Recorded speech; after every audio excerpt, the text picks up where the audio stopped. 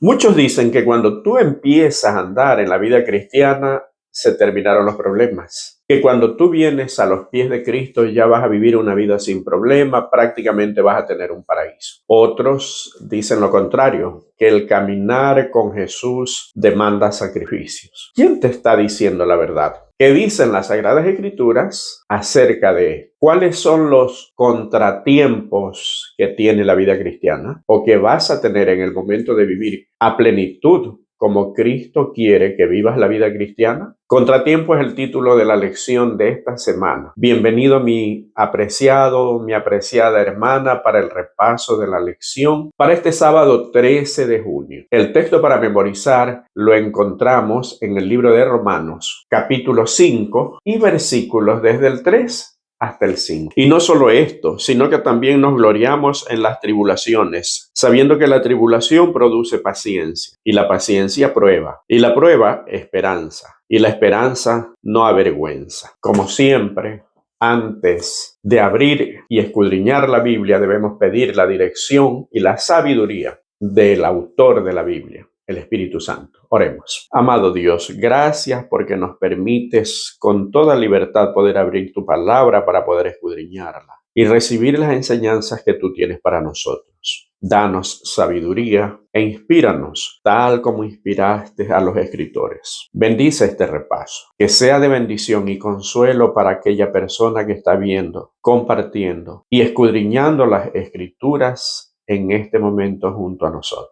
Sé con ellos, bendícelos, cuídalos, protégelos y prospéralos y perdona nuestros pecados. Llénanos de sabiduría y decisión para poder poner por obra tus enseñanzas. Te lo imploramos humildemente, oh Padre bendito, en el nombre de tu Hijo amado Jesús. Amén. ¿Por qué la Biblia habla de contratiempo? Es que la vida cristiana con dificultades es solamente para el pecador. Eso era lo que pensaba el pueblo de Israel en los tiempos antiguos. A través de la historia, de hecho, muchas veces le preguntaron a Jesús acerca de este o aquel padecimiento, de este o aquel problema de salud, quién había pecado. Los amigos de Job, que también veremos en esta lección, cuando fueron a consolarlos, entre comillas, le dijeron, arrepiéntete, algún pecado debes tener porque Dios es tan justo que no te va a azotar de esta manera si no fueras pecador. Estas concepciones a veces hacen más daño a la persona que cree de esta manera. ¿Por qué? Dios quiere que nosotros sirvamos de bendición, de consuelo para las personas que sufren, que padecen. Pero cuando tenemos esta forma de pensar, lo primero que hacemos es acusar.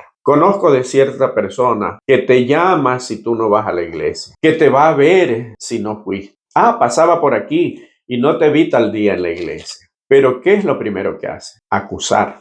En otras palabras, como los amigos de Job, que ya veremos más adelante. A veces es mejor no llamar y no visitar, si lo único que vamos a hacer es ahondar y agravar quizás el problema hasta de desánimo que puede tener un hermano. Por eso la lección de esta semana es muy importante porque nos ayuda a ver la vida cristiana como Dios la ve, desde la óptica que nosotros no podemos ver, que es la óptica de Dios, de sus promesas, de su cuidado. La primera parte de la lección, que es la del día domingo, y se titula Las tormentas de la vida, y está basado en el ejemplo o en la experiencia que tuvieron los discípulos en el mar de Galilea. Recordemos que los discípulos de Jesús en su mayoría eran pescadores, especialmente Pedro, que era el más experimentado. Marcos capítulo 4, versículo 35 dice lo siguiente: aquel día, cuando llegó la noche, les dijo, pasemos al otro lado. Jesús había estado, ustedes saben, enseñaba, pasaba todo el día enseñando. A veces no tenía tiempo ni para sí mismo, según dice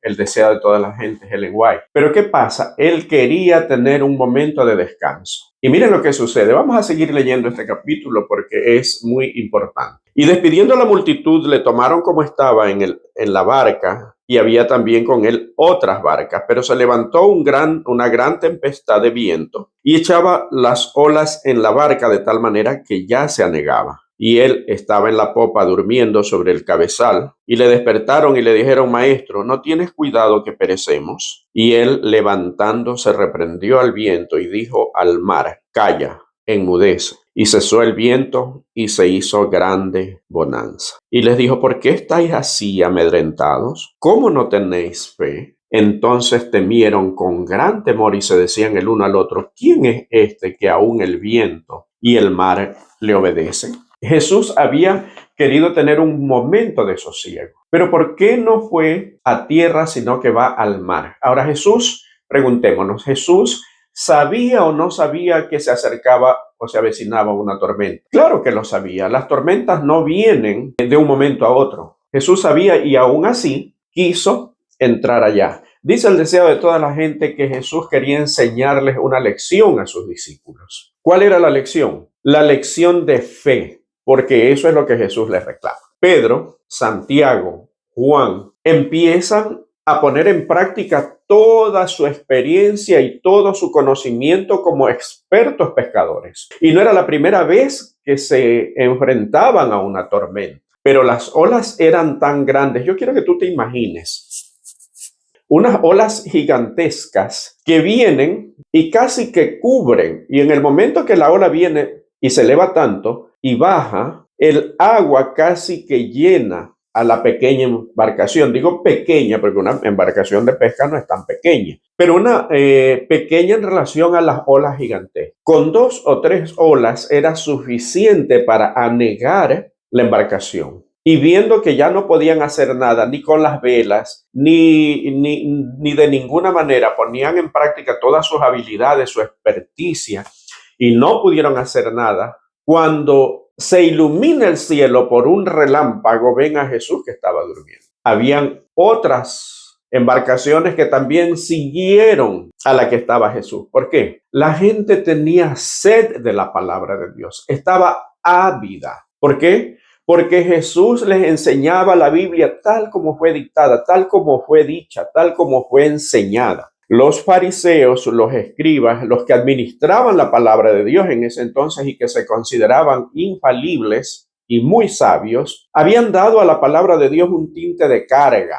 Lejos de ser la palabra salvadora y sanadora espiritual, se había convertido en una carga. Entonces, cuando Jesús les presenta la palabra de Dios, el evangelio tal como debería ser presentado, estaban ávidos de esa palabra, que no la habían oído. A muchos de ellos que eran jóvenes nunca, otros pocas veces las habían oído. Algunos las habían oído recién de Juan el Bautista, que era el Elías que había de venir a limpiar la senda para el Mesías. Entonces estaban ávidos y no tuvieron en cuenta de que se acercaba una tormenta. ¿Cuáles son las lecciones de esto? Primero, hay gente ahí afuera ávida de la palabra de Dios. ¿Y nosotros cómo estamos administrando nuestro conocimiento? ¿Cómo estamos administrando esa sabiduría que Dios nos ha dado, ese conocimiento acerca de la palabra, ese evangelio eterno que nosotros somos administradores, somos depositarios? ¿Para qué? Para que le llevemos a esas almas que perecen.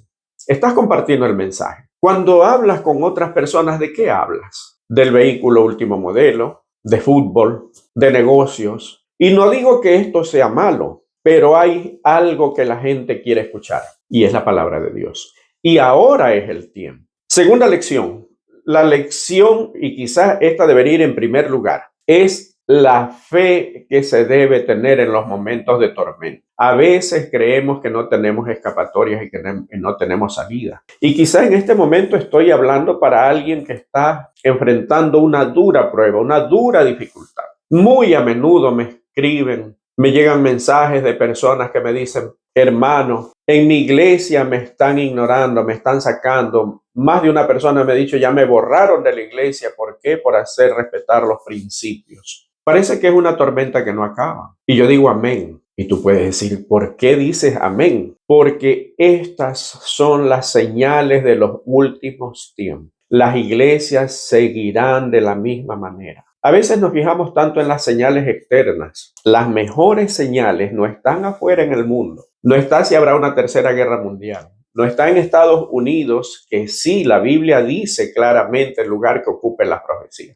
Pero las señales más elocuentes están dentro de la iglesia. Jesús, refiriéndose a eso, les dijo a sus discípulos, ¿cómo ustedes dicen que falta mucho tiempo para la siega, pero yo veo los campos listos para la cosecha? Y no se refería a los campos físicos, se refería a la gente. Se refería a la iglesia. Dice que Jesús se preocupaba porque eran como ovejas que no tenían pastor. Esas son las señales más grandes. Los líderes religiosos preocupados por todo, menos por la salud espiritual de la grey que Dios le había dado a apacentar. Esas son las señales. Quizás tu tormenta es en tu hogar, en tu comunidad, en tu iglesia. No sé dónde tendrás una tormenta como la que enfrentaron los discípulos, pero solo basta con que Jesús levante la mano para que le diga a la tormenta, calla, enmudece. ¿Por qué no pudieron hacer lo mismo los discípulos? Jesús le dijo, por su falta de fe. Miren que los discípulos recriminan a Jesús y le dicen, Señor, ¿no tienes cuenta que perecemos? Y quizás en este momento de desesperación es tu misma exclamación, Señor, ¿no tienes cuenta que estoy pereciendo? Dios no permitirá que seamos tentados más de lo que podamos resistir. Quienes te venden un evangelio sin problemas, ese no es el evangelio. Pero a través de la prueba, como dice el texto, para memorizar, se produce la paciencia, se pule el carácter. Es la escuela de preparación más grande que Dios tiene. Ahora, ¿estas cosas vienen de Dios? No, Dios las permite. La tormenta la desató Dios. No, era el enemigo que vio la oportunidad de hacer perecer a Jesús. Pero allí estaba Jesús para vencer una vez más al enemigo. La pregunta es, ¿cuán cerca nos mantenemos de Jesús en el momento de tormenta? Si creemos que el enemigo nos está venciendo es porque nos estamos alejando de Jesús. Y es cuando más cerca debemos estar. Y Jesús no se enoja, no se molesta si tú le dices, Señor, sálvame que perezco. Él levanta su mano y calma la tormenta. Y viene la siguiente parte que es recupérate. Los ejemplos, las historias de la lección de esta semana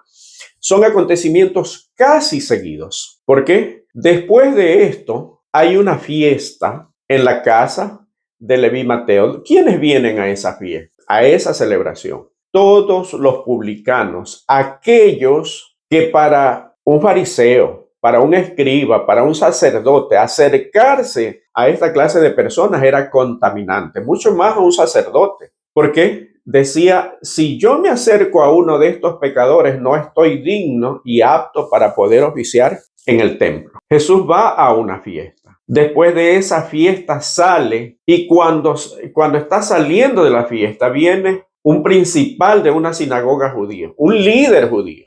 El problema con los líderes judíos es que no podían acercarse libremente a Jesús porque iban a ser expulsados de la sinagoga. Los líderes religiosos habían insultado tanto, habían satanizado tanto el ministerio de Jesús. Miren qué osadía. Los satánicos hablando de que Jesús era el satánico, y más de una vez se lo dijeron. Pero habían hecho del ministerio de Jesús algo malo, de manera que los líderes religiosos tenían miedo a acercarse a Jesús abiertamente sin el peligro que los expulsen de la sinagoga. Y quizás esto se entrelaza con lo anterior que yo decía de personas que están siendo marginadas en la iglesia. ¿Por qué? Solamente por predicar el mensaje de la verdad. No te preocupes, con Jesús lo hicieron. Pero era tanta la desesperación de este hombre que no le importó si le expulsaban de la sinagoga. Su hija estaba agonizando, su hija de 12 años. Y vino a Jesús abiertamente, no como Nicodemo que fue de noche,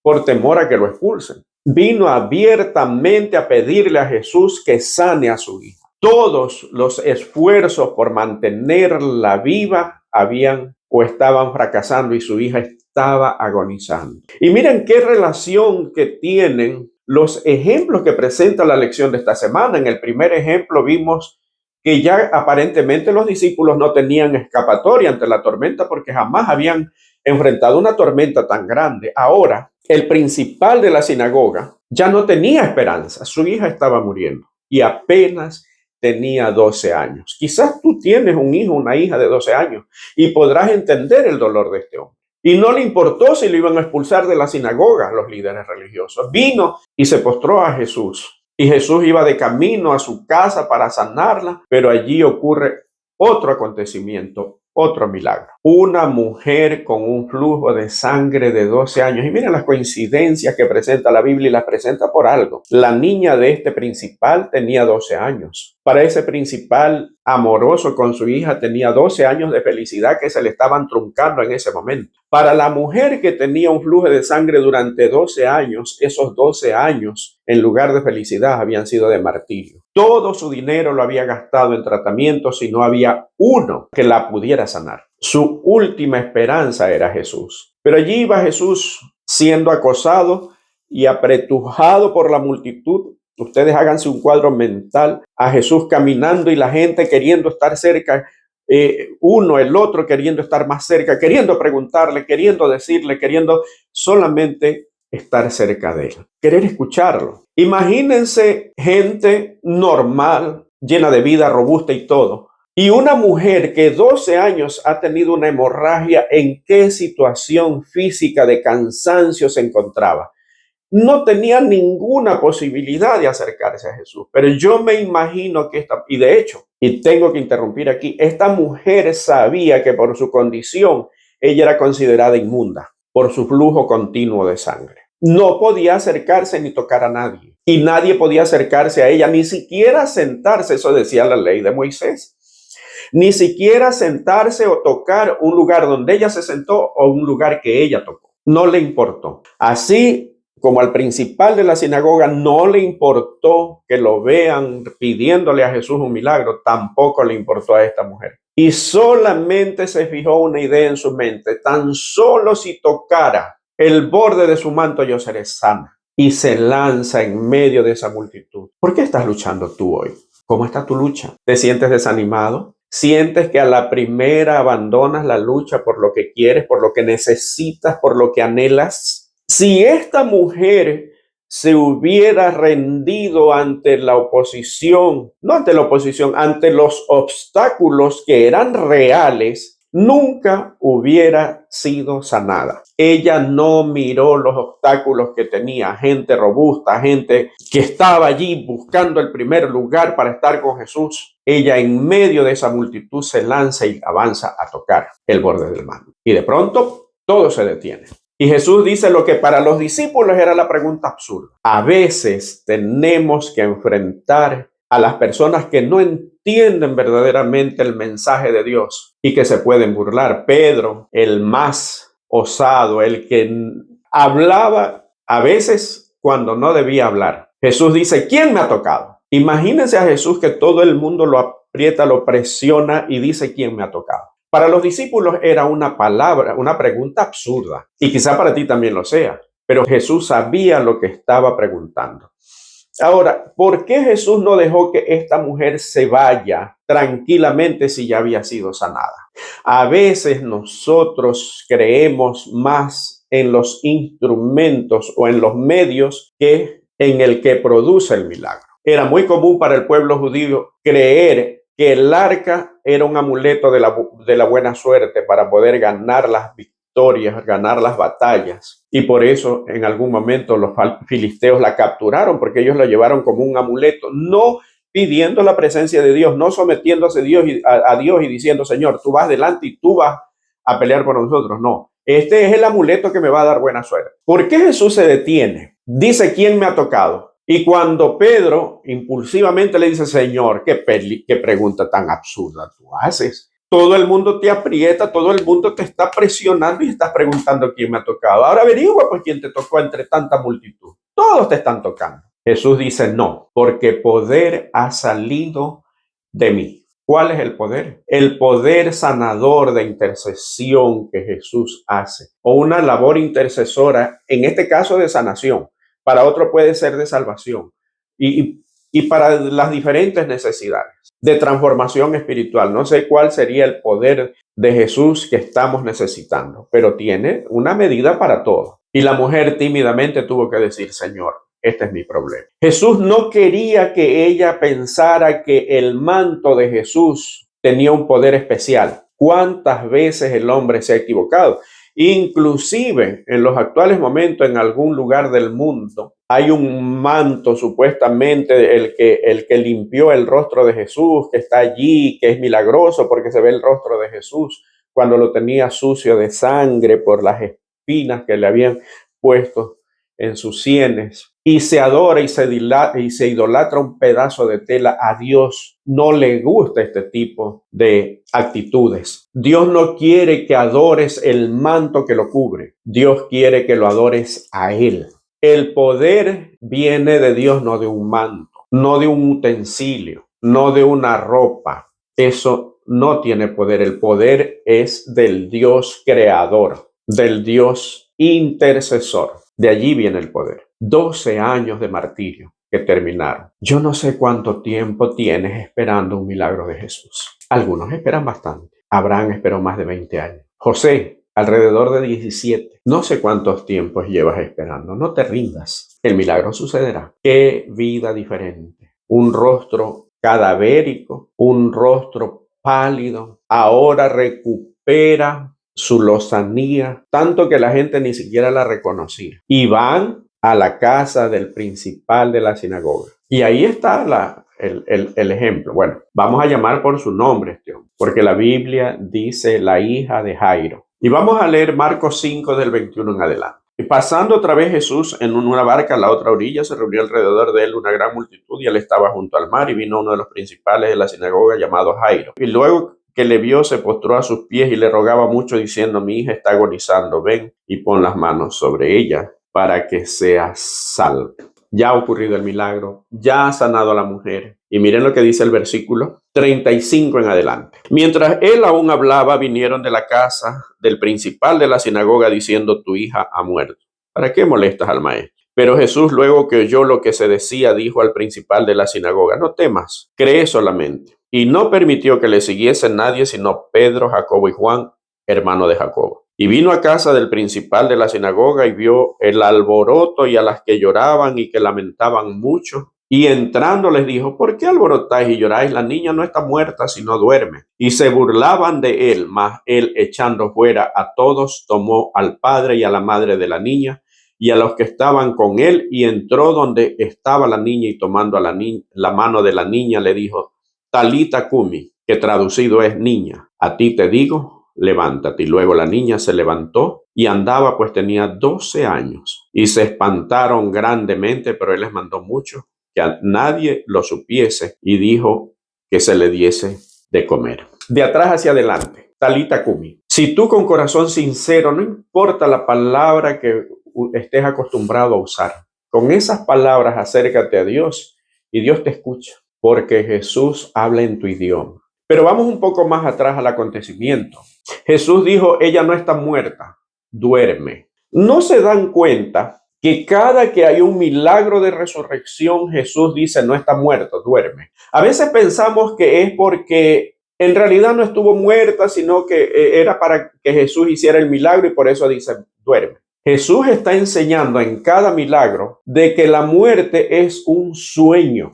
Para aquellos que creen que nosotros somos como un recipiente que tiene algo dentro y que eso se va hacia algún lugar específico, mientras la parte inanimada queda acá, Jesús está diciendo todo lo contrario. Hay inconsciencia en la muerte, y la muerte, el mismo autor de la vida, la califica como un sueño. Segunda lección, Jesús dice: no está muerta, y toda la gente, unos se empiezan a burlar y otros se enojan.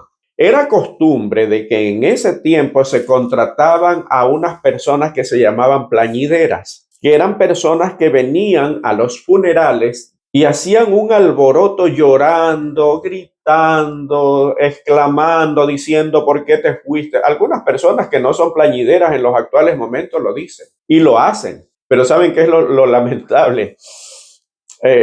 Suena hasta cómico, ¿no? En ese tiempo lo hacían por dinero, eran personas contratadas, lloraban por contrato. Ahora muchas personas lloran por apariencia. ¿Por qué? A veces las personas que más desprestigiaban o hablaban mal de alguien que se murió son las que vienen a llorar y hacen más escándalo para aparentar que sienten amor. Eso lo vemos, pero no estamos aquí para juzgar ni criticar a nadie, sino para que vean la relación. A veces las cosas se repiten por uno u otro motivo, pero como dijo Salomón, nada es nuevo. Jesús dice: a ver, cállense, olvídense.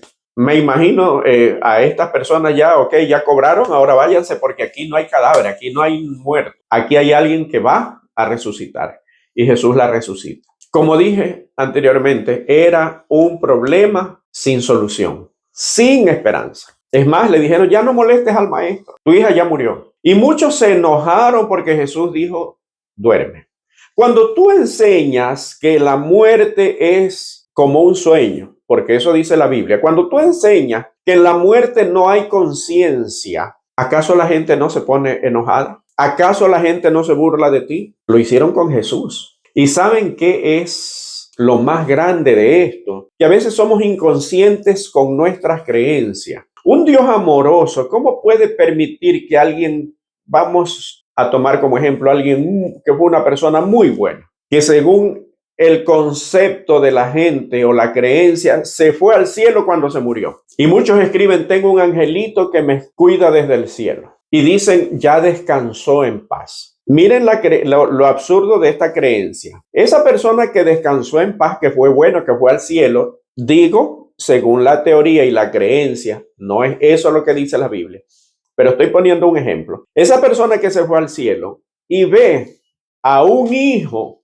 descarriado, a un hijo que anda en malos pasos, ¿podrá ser feliz y podrá descansar en paz? Imposible. Dios no es un Dios injusto para hacer algo semejante. Jamás descansaría una persona que tuviera conciencia una vez que baja al sepulcro y ve todo lo que ocurre alrededor, la traición, lo mal que habló otra persona de la persona que él o ella ama. Todas estas cosas les permitirían descansar en paz. Imposible. No podemos creer a la ligera en una teoría que se nos vende solamente porque es bonita y quizás está romántica. Y se han escrito canciones y se han hecho poemas acerca de esto y suenan bonitos, pero eso no es lo que enseña la Sagrada Escritura. Y como se nos está yendo el tiempo, vamos rápido a la siguiente parte. Tanto se ha oído y se ha predicado acerca de Job. De hecho, aquí en el canal hay una playlist que se llama Job o Dios y que explica la vivencia de Job en relación a Dios y en relación a sus semejantes. Anda y busca la playlist que se llama Job o Dios. Es un signo de interrogación, son 3 videos. Por lo tanto, no vamos a ahondar tanto en lo de Job. Pero ¿por qué la autora de la lección trae a Job como ejemplo? Con Job se destierra para siempre y se desecha para siempre aquel dicho o aquella creencia de que si estás padeciendo algún tipo de problema o dificultades, si estás enfrentando, es porque eres pecador. Eso no dice la Biblia. Al contrario, Satanás está contento. Miren cómo es esto. Y yo quiero hacer un pequeño paréntesis aquí. Satanás te presenta lo malo, la maldad, todo lo malo en una envoltura muy bonita, atractiva, hermosa, complaciente. Cuando tú la tomas y abres la envoltura, te das cuenta lo que hay dentro es dolor, miseria, consecuencias nefastas. Y eso le sucede por lo general a la gente que dice, yo estoy joven, tengo que disfrutar la vida. Pero a partir de los 30, 40 años viven llenos de enfermedades, a veces sin poder trabajar, a veces tienen que estar con controles o dependiendo de medicina, etcétera, etcétera. Al contrario, Dios te dice, esto te cuesta seguirme. Pero detrás de esa envoltura que puede parecer fea, desagradable, triste, viene una gran bendición, viene lo bueno. Y eso tenemos ejemplos en la Biblia por millones. Si no, mira Abraham, José, el mismo Jacob, los patriarcas, los profetas, tantos. Esa es la diferencia. Job está atravesando una dura prueba. ¿Cuál era el propósito de la prueba de Job? 2 cosas. Dios quería mostrar que la verdadera lucha no está en esta tierra, no está en la persona que te ataca, no está en el hermano de iglesia que es descortés contigo, no es en aquel que compite contigo sin tú querer competir, que te mira como una competencia, que te levanta calumnias. No, ese no es el trasfondo. Está más atrás alguien en una lucha que quiere que tú caigas, y esas personas que aparentemente se vuelven contra ti son solamente instrumentos en manos del enemigo. ¿Por qué? Cuando vienen los amigos de Job, Job lo pierde todo, hasta la salud, perdió sus hijos, perdió su esposa y perdió sus bienes y perdió hasta la salud. Vienen los amigos a consolarlos, pero vieron tan crítica la situación que estaba atravesando Job que ni siquiera se atrevieron a hablar, simplemente se sentaron. Y ojalá se hubieran quedado sentados allí y nunca hubieran hablado, porque lejos de consolarlo, lo atacan y empiezan a juzgarlo y tu vida de pecado. Y Dios se enoja. Leamos detenidamente el libro de Job. Anda, mira la playlist que tenemos aquí y está una explicación muy hermosa. Pero leamos el libro de Job. Job se enoja contra sus 3 amigos porque ellos hablaban bien aparentemente de Dios. Dios no puede ser injusto, Dios te está castigando por algo. Una parte era real, Dios no es injusto, pero Dios no lo estaba castigando, era Satanás. ¿Cuántas veces culpamos a Dios por las obras del enemigo? Por la actitud de alguien usado por el enemigo. ¿O cuántas veces nos convertimos en los amigos de Job, que lejos de llevar consuelo, llevamos más tribulación? Ahora, hay una gran verdad en el libro de Job. Y está en el capítulo 42 de Job y versículos 5 y 6. Yo quiero leer esto. Después de toda la experiencia de Job, Dios habla con él. Job entiende cuál era el mensaje que Dios quería de él, a pesar de que era perfecto y recto. Eso no es lo que digo yo, eso es lo que dice la Biblia y eso es lo que dice Dios. Job era perfecto y recto y a pesar de eso estaba padeciendo. Y él alegaba eso ante Dios. Pero sin embargo, el conocimiento que Job tenía de Dios no era el correcto. ¿Cuál es la enseñanza que tuvo Dios para Job y por qué permitió todas estas cosas? Porque quizás si hubiera permanecido con esa falta de conocimiento que tenía, Job se hubiera perdido. ¿Por qué? Mi pueblo pereció. ¿Por qué? Por falta de conocimiento. La falta de conocimiento te permite o hace que te pierdas, que perezcas. Y el propósito de Dios es que tú no perezcas, que te llenes de conocimiento. Y Job lo entendió, capítulo 42, versículos 5 y 6. Mire, de oídas te había oído, mas ahora mis ojos te ven. Por tanto me aborrezco y me arrepiento en polvo y ceniza. Si leemos el contexto, y yo creo que es demasiado hermoso, vamos a leer desde el versículo 3. ¿Quién es el que oscurece el consejo sin entendimiento? Por tanto, yo hablaba lo que no entendía, cosas demasiado maravillosas para mí que yo no comprendía. Oye, te ruego y te hablaré, te preguntaré y tú me enseñarás. De oídas te había oído, mas ahora mis ojos te ven. Por tanto, me aborrezco y me arrepiento en polvo y ceniza. Y la Biblia dice que Dios le duplicó todas sus bendiciones. Algunos dicen que su esposa regresó. Eso no dice la Biblia. Dios le multiplicó sus bendiciones. Pero la bendición más grande que le dio a Job fue el conocimiento de él, el conocimiento de Dios. ¿Cómo está tu conocimiento de Dios? ¿Te basas en lo que ves en los reels de las redes sociales y crees todo lo que te dicen las redes sociales? ¿O tienes un conocimiento personal y experiencia personal con Cristo? Lo que has aprendido es lo que te enseñaron o lo que tú has investigado y has averiguado en base a tu comunión con Cristo, diaria, íntima, personal. Si Job no hubiera atravesado por esa prueba, Job se hubiera perdido. Por eso, como dice en uno de los videos que los invito a ver nuevamente, de la playlist Job o Dios, dice, el personaje central del libro de Job no es Job, no es la paciencia de Job, es la paciencia de Dios para enseñar a Job y para enseñarnos a nosotros, a pesar de que Job era perfecto y recto. Insisto, así dice la Biblia. Y yo, ¿quién soy para cuestionar lo que enseña la Biblia? Hay muchos que sí lo hacen, están en libertad. A pesar de eso, tuvo que enfrentar la prueba.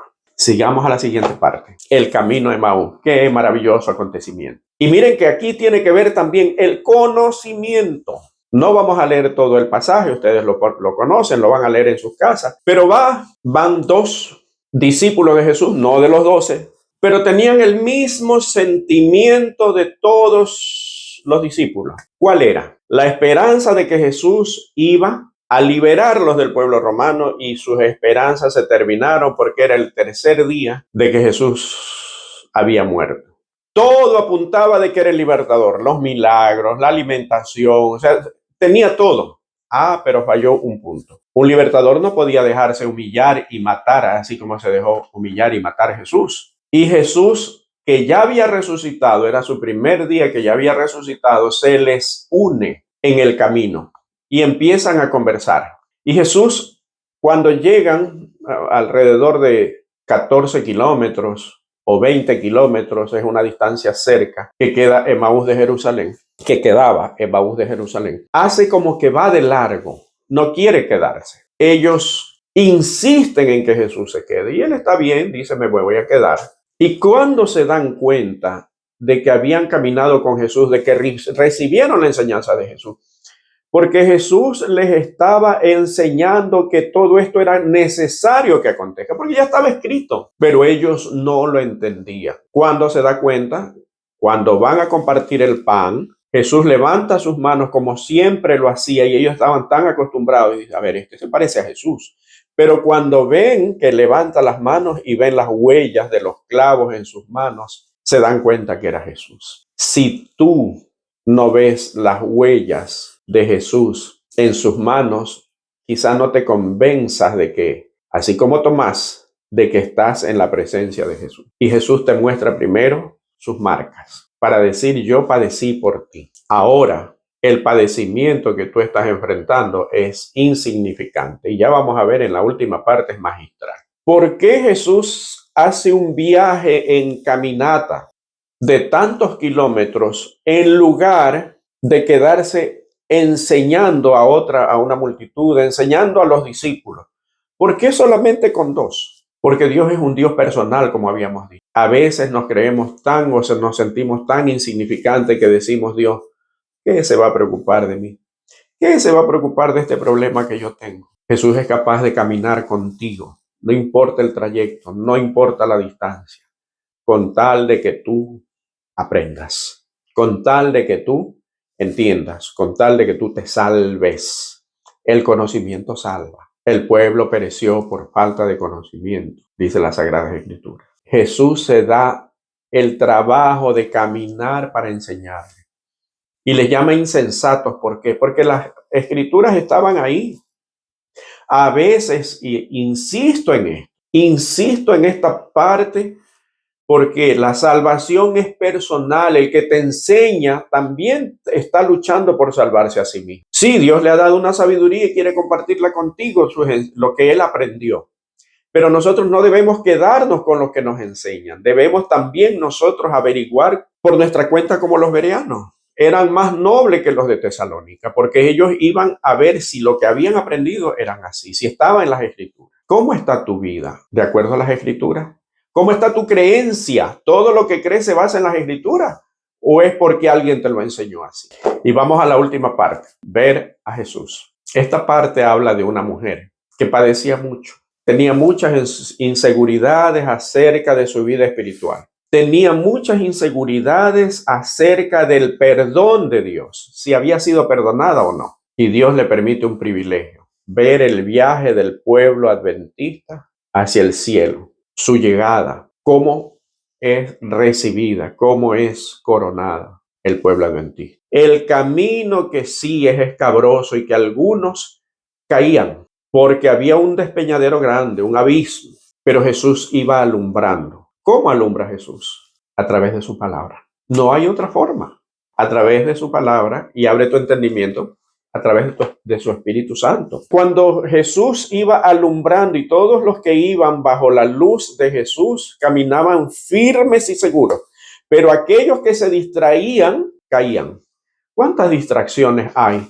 ¿Cuántos evangelios se venden? ¿Cuántas creencias inclusive dentro de nuestra iglesia? Y es triste, por eso yo decía al comienzo, las señales no están afuera. Y con esto quiero decir de que no tenemos que tomar en cuenta las señales que ya se han cumplido, porque en realidad, ¿qué falta de cumplirse? Una ley dominical, un decreto de muerte, todo se ha cumplido.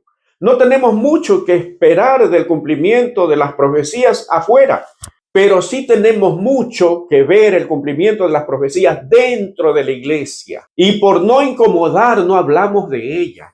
Y ese viaje lo ve Ellen White en visión. Muchos caían, muchos confiaban en otra luz, inclusive hasta con luz propia, porque algunas estrellas muy luminosas se apagarán. Quiero resumir esta parte, porque llegamos al cielo los salvados. Habla inclusive de una familia especial que había fallecido y que le pregunta a Ellen White cuando la ve allí, bueno, cuéntame, ¿qué pasó ¿Cuánta tribulación? Dice Ellen White que esta familia bajó al descanso porque no hubieran podido soportar las pruebas. Eso quiere decir que si tú estás con vida y la promesa de Dios es que no permitirá que seamos tentados más de lo que podamos resistir. Eso quiere decir que si tú estás con vida es porque Dios sabe que puedes soportar esta prueba o aquella o cualquier prueba que sobrevenga. Pero una vez coronados allí, una vez en las mansiones celestiales, viendo el rostro amoroso de Jesús, su voz amorosa, todo lo que Dios ha preparado, quieren hacer un recuento ellos. ¿Cuál es la parte más difícil y la prueba más dura que tuvieron que enfrentar en esta vida? Y empiezan a buscar y se dan cuenta. ¿Qué prueba dura? Comparado con esto, qué duro. Y ellos exclamaron, qué poco nos ha costado el cielo. Hermanos, es difícil enfrentar pruebas y lo digo por experiencia. Muchas veces cuando esas pruebas no solo te tocan a ti, tocan a la gente que tú amas. Es bien difícil y yo te entiendo. Pero en algún momento y muy cercano, ten la seguridad que eso es muy cercano. Solamente mira a tu alrededor. No vayas a criticar a la iglesia. No con esto quiero decir que vayas a mirar cómo procede todo el mundo, no, sino mira en general lo que sucede en la iglesia y te darás cuenta que el fin está demasiado cerca. El evento de los últimos días dice que ahora ni uno de cada 20 estamos preparados para todo lo que se viene. Estamos orando. ¿Cómo está nuestra vida espiritual, nuestra vida de consagración? Si Cristo estuviera aquí y nos preguntara algo de la Sagrada Escritura y nosotros le respondiéramos, ¿qué nos diría? Amén, qué bien has aprendido. O nos dirá, oh insensatos y tardos para entender. ¿Qué te diría Jesús? Quizás estás atravesando por dura prueba. Permite que esta prueba no te aleje de Dios, sino que te acerque. Porque cada vez es más cerca la promesa, está más cercana y cada vez es más grande el peso de gloria, como dice el espíritu de profecía. Que el Señor te bendiga. Nos estamos acercando al final de un trimestre. Por favor, conságrate a Dios. Acércate a Él. Él nunca se alejó. Mantengámonos siempre cerca y pidiéndole a Dios que nos permita estar firmes porque al final la salvación es por gracia. Y todo lo que nosotros hacemos debe ser resultado de esa gracia. Que el Señor te bendiga.